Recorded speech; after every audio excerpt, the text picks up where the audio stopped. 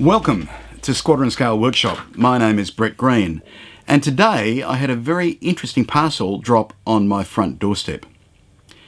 Inside was Tamiya's forthcoming 1/32nd scale F-51D Mustang Korean War version. Now, Tamiya first released their 32nd scale P-51D back in 2011. And I built the kit back then, nearly 9 years ago. It was a beauty then, and it still is now. Not long after, Tamiya released a chrome-plated version that had silver wings and fuselage and other main parts. And in 2012, they released yet another version, which was actually the P-51D K, that included specific parts for the K variant, including the aero products, propellers, and also some long-range aerials that were applicable to Pacific Mustangs. But we've had to wait about 8 years for this newest version of Tamiya's P-51 Mustang to hit the shelves. I will be writing up a detailed text review with high-definition images in the next couple of days. But I thought it would be interesting just to do a real-time unboxing of the kit for the very first time so that I can share my impressions and you can share my experience of actually rifling through the box and seeing what's new. So without any further ado, let's have a look at the box first. Nice, sturdy box with a separate top. Lovely box art with the shark mouth Mustang on the front.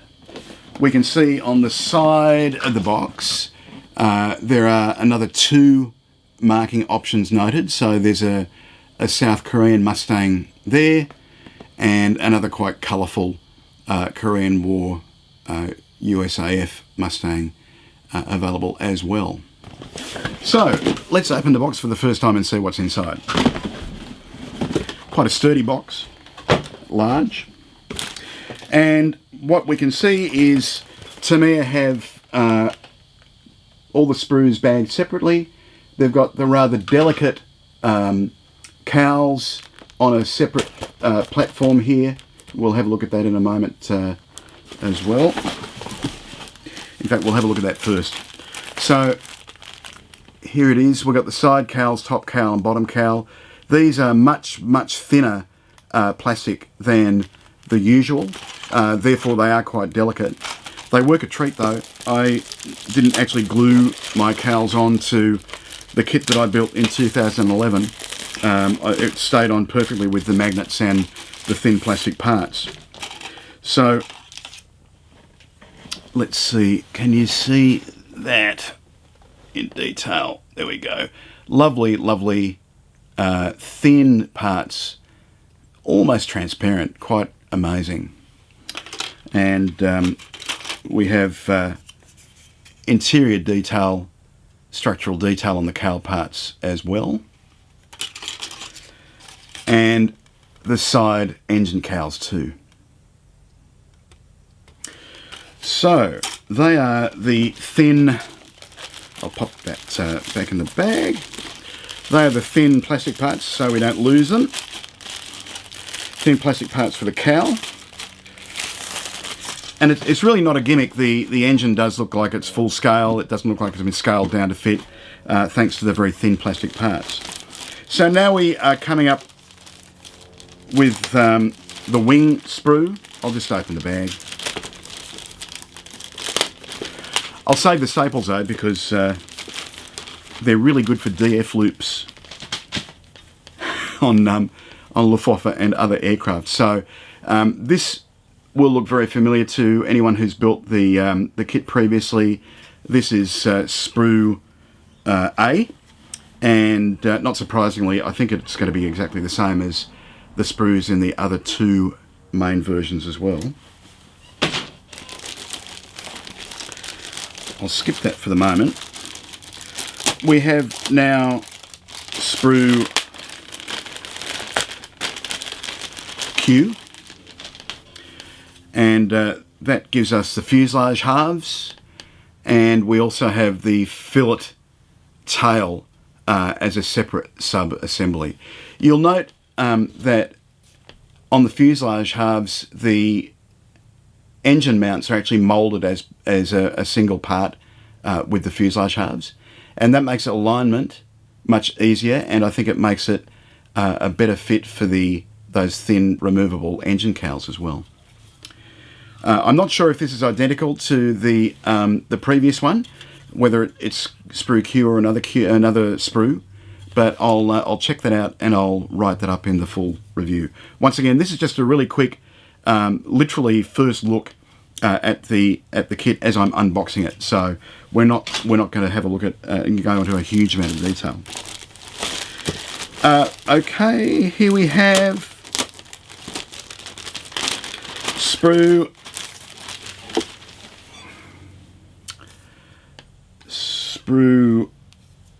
B, and this includes the flaps and the various control surfaces, including lovely fabric detail just snapped into focus in on the rudder as well, and very nice metal control surfaces with very fine rivet lines and panel lines on the other control surfaces. We have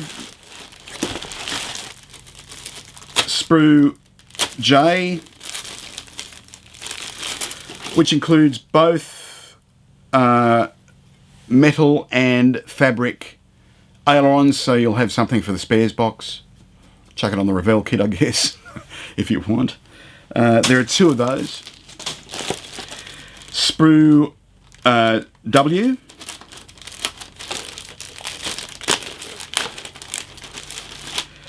includes a number of engine parts. Once again, fantastic detail on the engine straight from the box. I'm just sort of running through these ones fairly quickly because we've seen most of these Sprues before in the two main versions from 2011 and 2012. We have here Sprue H, which is more engine parts, basically.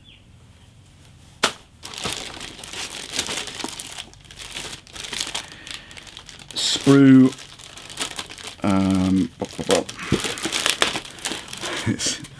live video, it's fantastic, isn't it?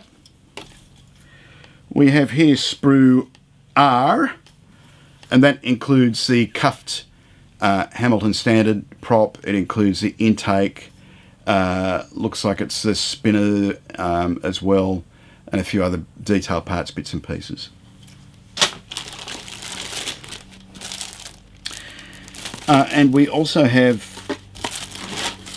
what appear to be the same pilots as in the original release. So there was a standing guy in dress USAAF uniform and a seated pilot as well.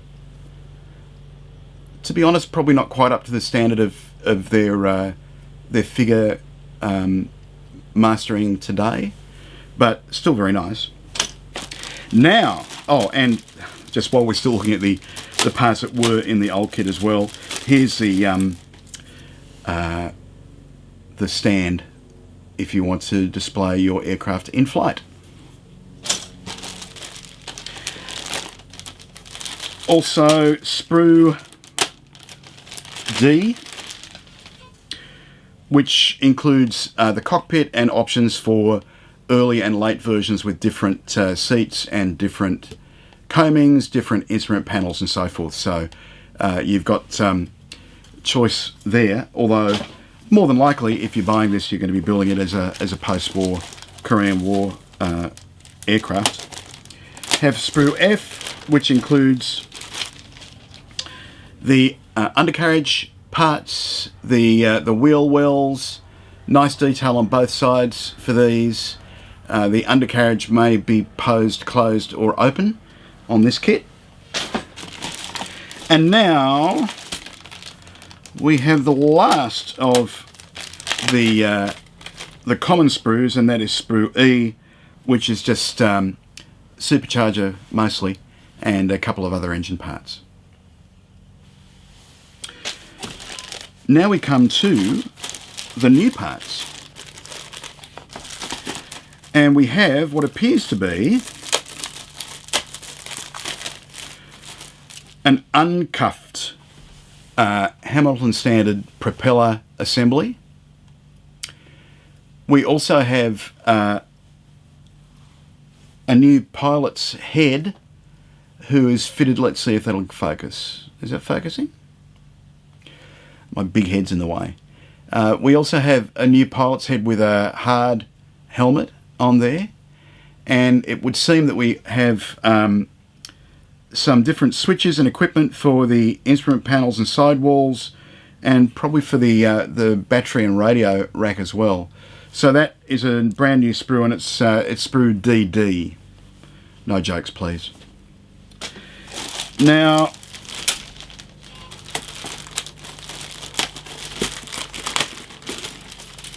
we have two identical sprues, and they contain sprues AA, Sprue T, and Sprue CC. So I think we may have seen Sprue T before. We may have seen Sprue AA before, but basically what we have here are big drop tanks. We've got the rockets, rocket rails parts on here. A couple of, I think they're 250-pound bombs. Correct me if I'm wrong. The standard drop tanks. We've got paper drop tanks, and then we have the missiles with the mounts moulded in place and separate fins. So they are basically the new sprues. I've just realised that there's probably some goodies in here. So let's have a look. Oh, it's taped shut. So, my trusty Alpha knife. Tamiya have actually rebranded these now, and the only difference is they're black instead of yellow. But you'll see this is a well used and well loved tool that's on my workshop bench all the time. Love it. Love that little knife. Okay, here we go. So inside the magic box we have the two styles of siding canopy. I'm not going to take these out of their bags just at the moment. I will when I photograph them later on. Oh, we have what is probably a new third style of siding canopy.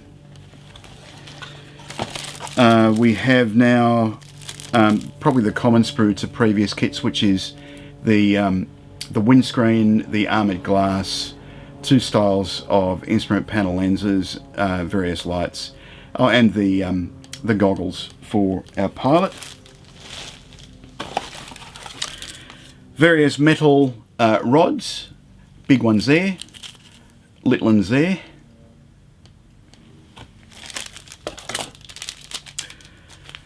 Vinyl tyres, not really my favourite thing, but there are lots of aftermarket resin accessories available from companies like Barracuda Cast and from Edward and others.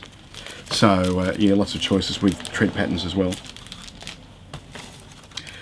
We have a little itsy bitsy screwdriver, as well as some tiny polythene caps. And we also have a little bag of screws and bolts. There are two photo etch frets. This one with harness straps and a number of cockpit details. And we've got some external details here on the second fret as well. So that's it for the parts. I'll just pop those in there so they don't get broken. And what we now have at the bottom of the box are the instructions. So we have quite a big folded, it's going to be too big actually, big folded sheet with the colour schemes for the 3 marking options that are supplied in the kit. So that's a ripper. You'll need a bit of space to lay that one down. We have some little tech tips in the bag as well. Always handy. You can never learn too much. There is what looks like it's probably a little history booklet on the P-51D Mustang as well. And yes, that's it. I got it upside down. Yep, so we've got in Japanese and English, lots of illustrations and photos and plans, and describes the various different variants of Mustang, as well as a whole bunch of reference photos in there too. So that's a handy little 16-page booklet, little bonus. We have the excellent instructions. These will, I guess, essentially be, very similar to the one that I built, and they're great. You walk through the assembly in how many steps in this one? In about 75 steps, and you also have the parts tree. You've got paint numbers. You've got lavishly illustrated assembly steps. So they're giving you as much help as you need. Last in the bag in the box is one final bag, and that includes some self-adhesive masks. Now these are not die cut. You just cut these out with a hobby knife and stick them down. No big drama. And there's also a die cut silver nameplate that you can apply to the black stand in the flying position. And the very last thing in the box are the 2 Deckle Sheets. So we have one Deckle Sheet that has the national markings, unique markings. It also seems to have the propeller tip markings, the yellow tip markings, and so forth. And the second sheet has stencil markings, some of the unique markings for one of the American options, the instrument panel decals, if you wanted to take that option, and stencil markings for the cockpit and other areas. So there it is. It's not out yet, but it can't be far away because this is a production boxing. Tamiya's F-51D Mustang Korean War. This is kit number 60328. It's available for pre-order in all the usual places. So certainly it looks great in the box. I'll do a more detailed inbox review in the coming days. And I have no reason to expect that it will be any less delightful to build than the original kit from 2011. Well, that's about all I've got now from Squadron ScaleWorkshop. I'll be back very soon though, because we've got a couple of other new Tamiya kits that were in that same parcel from this morning, and we'll show those to you in the next few days. In the meantime though, from Brett Green, it's bye for now.